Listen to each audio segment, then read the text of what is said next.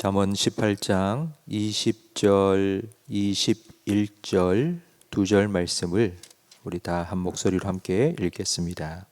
사람은 입에서 나오는 열매로 말미암아 배부르게 되나니 곧 그의 입술에서 나는 것으로 말미암아 만족하게 되느니라. 죽고 사는 것이 혀의 힘에 달려 있나니 혀를 쓰기 좋아하는 자는 혀의 열매를 먹으리라. 아멘. 말이 씨가 됩니다. 씨가 심기어지면 자라서 열매를 맺습니다. 그리고 그 열매를 따먹습니다. 20절 말씀이 바로 이런 의미입니다. 사람은 입에서 나오는 열매로 말미암아 배부르게 되나니 곧 그의 입술에서 나는 것으로 말미암아 만족하게 되느니라. 내가 한 말이 씨가 됩니다. 그리고 자라서 열매가 맺히는데 그 열매를 따 먹습니다. 근데 그 열매를 따먹은 결과가 21절에 나옵니다. 죽고 사는 것이 혀의 힘에 달렸나니 혀를 쓰기를 좋아하는 자는 혀의 열매를 먹으리라. 처음 제가 이 말씀을 읽었을 때에는 내 말 때문에 다른 사람이 죽기도 하고 살기도 한다고 이해를 했습니다. 그런데 20절, 21절 말씀을 연결해서 읽어보니 다른 사람이 살고 죽는 게 아니라 내가 살고 죽는 것이더라고요. 그러니까 내가 말한 것 때문에 먼저 내가 죽기도 하고 살기도 합니다.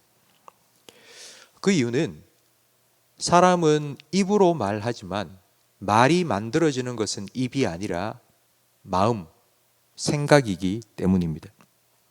말은 마음의 생각으로부터 만들어져서 입으로 나옵니다. 그러니까 내가 한 말 때문에 내가 죽기도 하고 살기도 하는 이유는 말을 만들어내는 생각 때문입니다. 우리 대화의 상대는 셋입니다. 첫째 대화의 상대는 다른 사람입니다. 우리가 만나는 사람들과 우리는 늘 대화를 합니다. 두 번째 대화의 상대는 하나님입니다. 하나님과의 대화를 우리는 기도라고 하죠. 하나님과 우리는 대화합니다.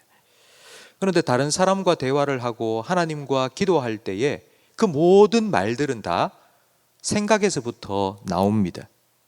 생각이라는 건 나 자신과의 대화입니다. 그러니까 우리 대화의 세 번째 상대는 바로 내 안에 있는 내 영혼입니다. 다윗은 자기 영혼에 많은 말을 했습니다. 시편 말씀에 보면 다윗이 내 영혼아 너 왜 그러고 있니? 내 영혼아 하나님을 바라라. 내 영혼아 하나님을 찬양해라. 늘 자기 영혼에 대해 다윗은 말하고 있는 것을 볼 수 있습니다. 자기 영혼의 상태가 어떤지에 따라서 생각은 하늘과 땅 차이가 납니다. 우리 생각이라는 것이 우리 주변에 일어나고 있는 여러 가지 상황 때문에 바뀐다고 생각하는데 그렇지 않습니다. 우리 주변에 천재지변이 일어나고 하늘이 무너진다고 해도 내 영혼의 상태가 괜찮으면 우리의 생각도 괜찮아집니다. 다윗의 경우를 한번 생각해 보십시오. 내 영혼아 하나님을 바라라 라고 말할 그때에 다윗은 사방의 대적으로 완전히 둘러싸여 있었습니다. 얼마나 두렵고 얼마나 불안했을까요? 그 상황에 다윗이 자기 스스로를 향해서 내 영혼아 너 이제 끝났다. 너 끝장났어. 너 이제 안 돼. 너는 이제 곧 죽을 거야 라고 자기 스스로에게 말했다면 아마 다윗의 마음에는 불안, 걱정, 염려, 초조, 절망, 낙심 가득 차게 되었을 겁니다. 그런 생각이 가득 차게 되면 다른 사람하고 말할 때도 늘 입에서 그 생각이 튀어나옵니다. 나 요즘 힘들어 죽겠어요. 나 못 살겠어요. 그런 말만 툭툭 튀어나옵니다. 내 생각이 그렇기 때문입니다. 하나님께 기도할 때도 로뎀나무 아래에서 지쳐 쓰러져 하나님 내 생명을 취해 주세요. 이제 더 이상 못 살겠습니다 라고 말했던 엘리야처럼 그렇게 하나님께 기도할 수밖에 없을 겁니다. 그런데 다윗은 자기 영혼을 향하여서 너 하나님을 바라라. 하나님만 바라보아라. 주변의 사람들과 상황 때문에 마음이 무너져 버리는 것이 아니라 여전히 나와 함께 하시는 하나님이 계시니까 그 하나님 온전히 바라보아라 라고 스스로 믿음을 북돋아 주고 있습니다.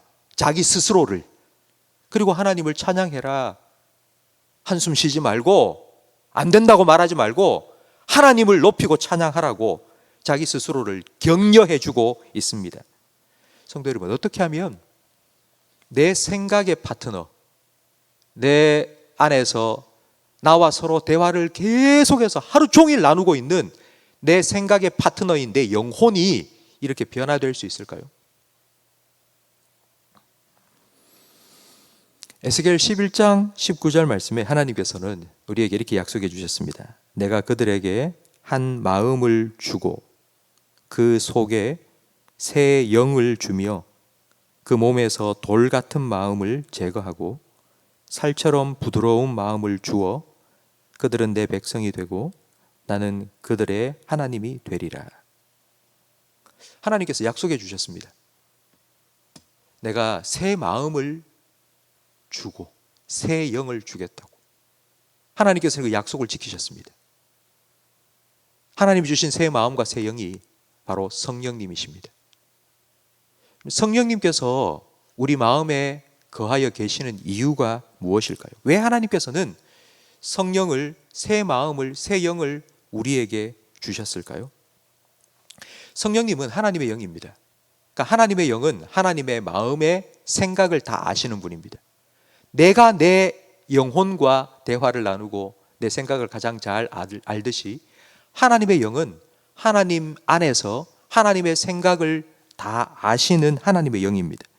이 성령님께서 우리 마음속에 거하신다는 말은 나를 향한 하나님의 생각을, 그리고 나를 향한 하나님의 말씀을 기억나게 해주시고 생각하도록 도와주신다는 의미입니다. 성령 하나님께서 내 안에서 내 생각을 바꾸어 주시면 우리의 관점이 달라집니다. 내가 보는 나 자신이 아니라 하나님이 나를 어떻게 보시는지를 깨닫게 됩니다. 그러면 생각이 달라집니다. 나 안 돼, 나 못해, 나 죽을 것 같아, 나 힘들어 죽겠어 라는 이런 생각이, 하나님이 계시잖아, 하나님 도와주실 거야, 하나님이 나와 함께 계시잖아 라고 생각이 바뀝니다. 생각이 바뀌면 말이 바뀌고요, 말이 바뀌면 말의 열매가 달라집니다.